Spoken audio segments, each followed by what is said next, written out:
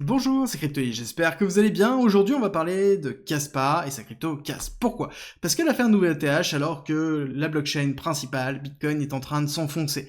Et oui, Kaspa montre des signes de résilience déjà depuis un certain temps. J'en ai parlé plusieurs fois et je vais vous expliquer pourquoi c'est important de comprendre la résilience de Kaspa et qu'est-ce qui se passe réellement derrière. Pour ceux qui ne me connaissent pas, je suis entrepreneur, investisseur et trader crypto et justement, on va parler de Kaspa.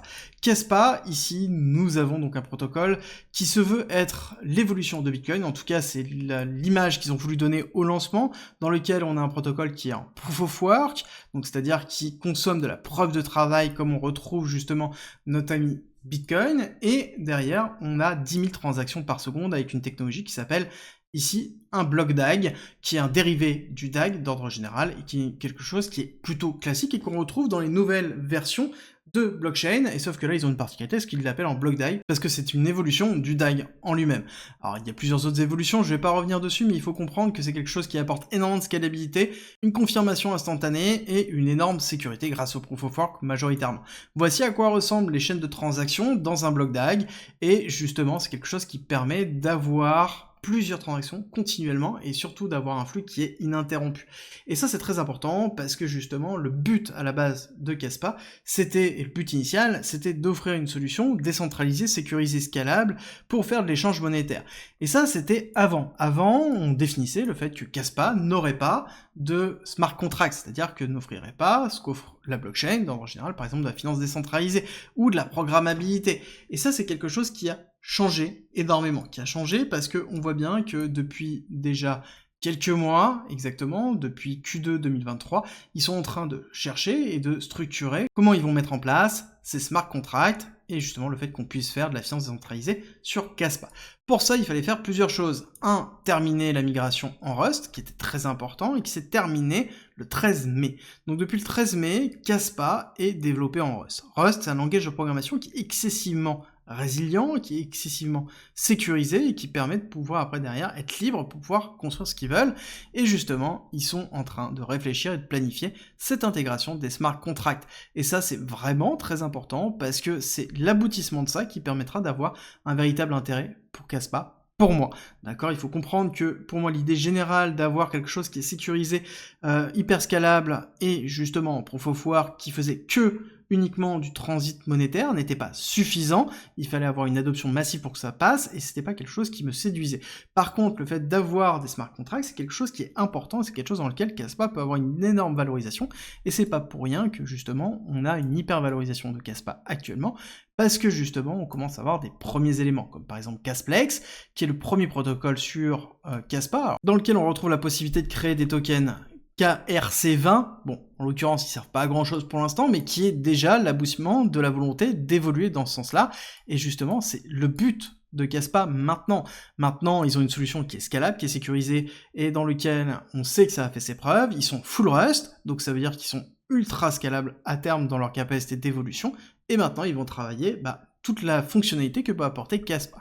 Et c'est pour ça qu'on a un actif actuellement qui est ultra solide. Et oui, vous voyez que ça n'a rien à voir avec Bitcoin actuellement, on a quelque chose qui est continuellement en phase d'accélération. Si on devait mettre en comparaison Bitcoin ici, bien sûr, je ne l'ai pas, donc il va falloir que je le recherche rapidement. Donc on appuie sur le petit plus, en même temps ça va me permettre de vous montrer. On va chercher Bitcoin, on va mettre sur une nouvelle échelle, et on voit bien le cours, on voit bien que Bitcoin, ici, on a bien eu la phase d'accélération, mais depuis qu'on est dans la phase descendante et de consolidation de Bitcoin, on voit que Kaspa, lui, consolide énormément, et voire fait des nouveaux ATH. 1 et 2, il continue ici. Alors Bitcoin est en chute. Pourtant, Kaspa est continuellement en train de pousser, parce que justement, on a un intérêt sur la technologie, on a un intérêt sur la capitalisation actuellement. Justement, Kaspa est peut-être même sous-capitalisé, et c'est pour ça qu'on se retrouve ici dans une hyper-valorisation. D'autre part, techniquement, on a plusieurs éléments qui sont positifs.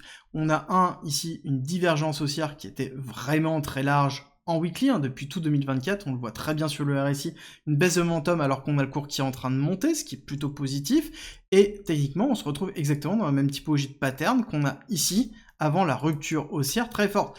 On se retrouve ici, pareil, en train de travailler une résistance, on est rejeté, on consolide, et certainement on va à un moment donné éclater à la hausse. Et c'est là où on aura une valorisation de Kaspa qui continuera à pousser. Et plus on va avoir une valorisation dessus, moins on va avoir un dump de crypto, parce qu'encore une fois, c'est quelque chose que je n'ai pas précisé dans l'analyse, mais il faut comprendre que Kaspa est basé principalement sur de l'émission par rapport aux mineurs, et c'est une émission qui est graduelle, dans laquelle on a des halvings qui sont récurrents, qui permettent de diminuer justement la phase d'expansion, qui n'est pas comme Bitcoin tous les 4 ans, et qui permet de lisser petit à petit. Mais Kaspa est excessivement rentable à miner actuellement, et le sera de moins en moins plus on va avancer dans le temps, mais c'est ce qui pousse aussi le prix à la hausse. Comprenez bien que des personnes, notamment des mineurs et des sociétés qui investissent dans Kaspa, ce qui a été le cas notamment de gros mineurs, ont une volonté à avoir le prix se pricer à la hausse. Et c'est quelque chose qu'on revoit sur d'autres tokens qui sont drivés principalement par les mineurs et qui sont drivés par le proof of work. Et c'est aussi une des raisons pour lesquelles on se retrouve dans une accélération du prix maintenant, parce qu'il y a un intérêt à avoir un prix qui pousse, et justement, la pression baissière vient des mineurs actuellement. Si les mineurs arrêtent de vendre pour maintenir un cours élevé, à ce moment-là, le cours s'envole.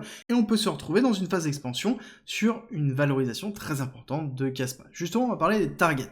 Target d'exposition, donc là on est dans une phase d'accélération qui n'est peut-être pas terminée, mais si jamais on a un pullback en dessous des 18, il y aura un intérêt potentiellement à recharger ou à structurer une exposition si jamais on est intéressé sur ce type d'actif. Mais quelle est l'évolution que l'on peut avoir? C'est toujours très compliqué de pouvoir déterminer l'évolution d'un actif à partir du moment où on est en phase de découverte. Et c'est pour ça que quand c'est comme ça, il faut se baser sur la market cap diluée, la FDV principalement, pour pouvoir voir un peu l'état. Actuellement, Kaspa est à 4,5 milliards, et si on représente l'évolution de Kaspa par la suite, pour ça, il faut se baser sur l'état de blockchain qui sont au-dessus, qui proposent ce que Kaspa souhaite proposer à terme pour pouvoir se projeter. Et là-dessus, on se retrouve sur, par exemple, Solana. Solana est un très bon exemple d'hypervalorisation qui retrouve dedans. On peut avoir aussi d'autres blockchains qui sont plus ou moins dans le top 10, avec des valorisations en market cap dilué qui sont supérieures à 15, 20, 30 milliards de dollars, donc dans lequel on peut aller chercher des grosses valorisations avec potentiellement un Kaspa qui peut dépasser donc les 1 dollar en termes de valorisation dans cette phase d'expansion. Par contre, pour ça, ça sous-entend deux choses. Un, que Kaspa commence à être utilisé à partir du moment où on a les smart contracts qui arrivent, et deuxièmement, il faut impérativement que les smart contracts soient délivrés et derrière soient fonctionnels et correspondent à l'utilisation qu'on attend de la blockchain maintenant. Et ça, c'est vraiment très important dans la structuration d'exposition que vous voulez avoir au niveau de Kaspa. J'espère que cette vidéo vous a aidé, si c'est le cas, n'oubliez pas de liker, partager, abonnez-vous, et on se retrouve très vite pour une nouvelle vidéo.